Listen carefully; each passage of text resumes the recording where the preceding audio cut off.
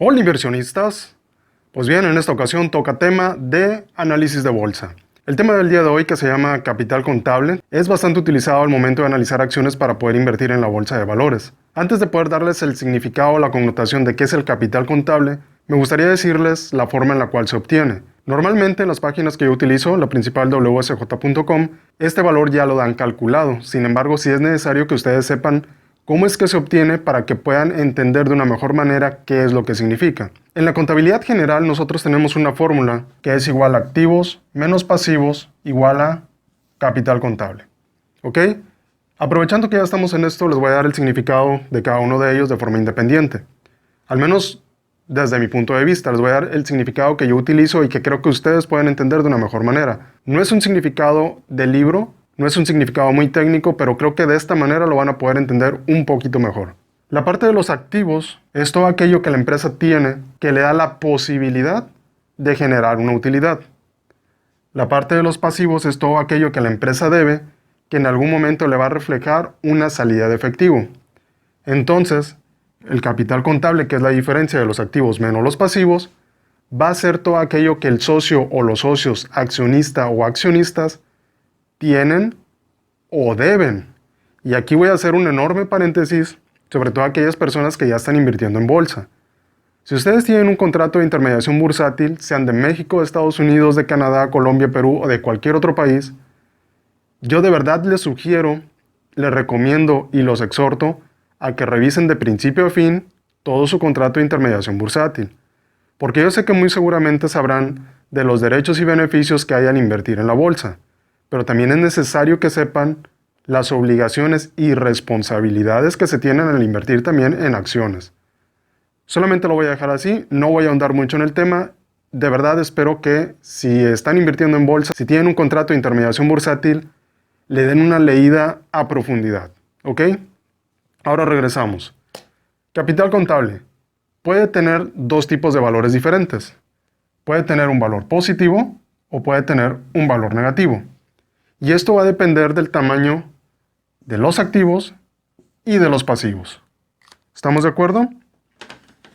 Si en un momento dado los activos son lo suficientemente grandes que alcancen a cubrir los pasivos, obviamente nosotros vamos a tener un capital contable positivo. Pero si los pasivos son lo suficientemente pequeños como para no cubrir el total de pasivos, nosotros vamos a tener un capital contable negativo.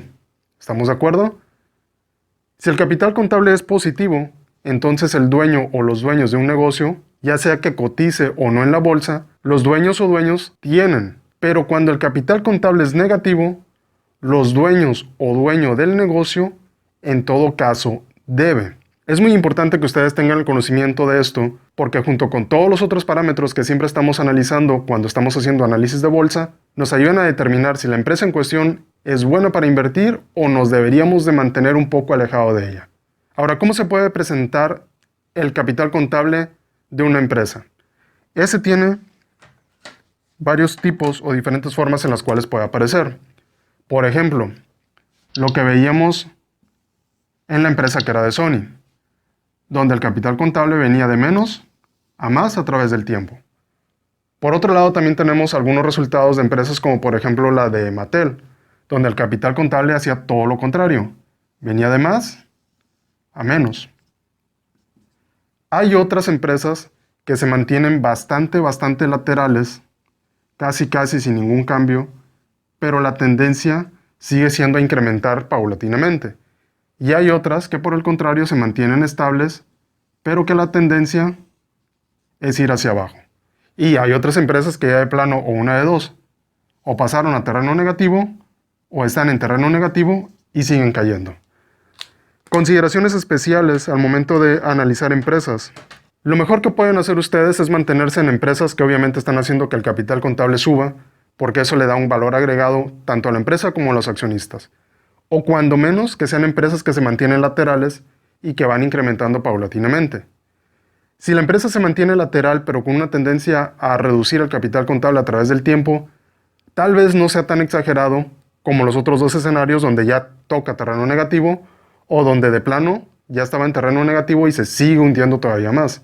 Hay ciertas empresas como por ejemplo AbbVie, de una empresa que ya hablé en Facebook hace tiempo atrás, que es el spin-off de una empresa que se llama Abbott, que durante un tiempo estuvo en terreno negativo porque ejerció una deuda muy grande. Esta empresa adquirió a otra empresa desde sus acciones y por eso es que necesitaba financiamiento y la única forma en la que pudo lograrlo fue a través de la emisión de deuda. Emite una deuda muy grande y hace que el capital contable caiga a terreno negativo. Hay ciertos casos específicos, como por ejemplo esta empresa de la cual les estoy hablando, donde hacen este tipo de jugadas porque saben que el flujo de la empresa que van a adquirir les va a dar para uno, pagar los intereses conforme pasa el tiempo, y dos, también saben que esa empresa les puede pagar con creces para cuando tengan que amortizar la deuda que utilizaron para poder adquirirla. De cierta forma podríamos decir que la empresa que adquirieron se va a pagar sola, pero no en todos los casos es igual. Hay algunas empresas que lo intentan hacer y terminan más mal que como empezaron. Un claro ejemplo es por ejemplo Cemex, que después de un tiempo comenzó a vender activos no estratégicos. En resumen, lo que deben de hacer, si no se quieren arriesgar mucho, es invertir en empresas que tengan un capital contable que crece año con año, o que cuando menos se mantiene estable pero con una tendencia a la alza. Sin embargo, deben de tener en cuenta todos los demás factores, el tema de la liquidez, el tema de la solvencia, algunas razones financieras como por ejemplo el precio a valor libros, precio a flujo de efectivo, precio a utilidad neta, que es el famoso PER, y muchos otros parámetros más para que ustedes puedan tomar la mejor decisión.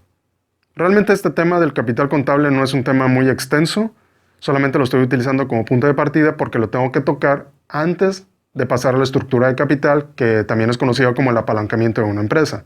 Y la próxima ocasión estaremos hablando ya de la estructura de capital. Por cierto, antes de que se vayan, no se olviden de dar like y compartir este video para que esta información pueda llegar a más personas. Y tampoco olviden suscribirse y dar clic a la campanita para que no se pierda ninguno de los videos que subo al canal. Eso es todo por ahora. Gracias por ver. Hasta luego.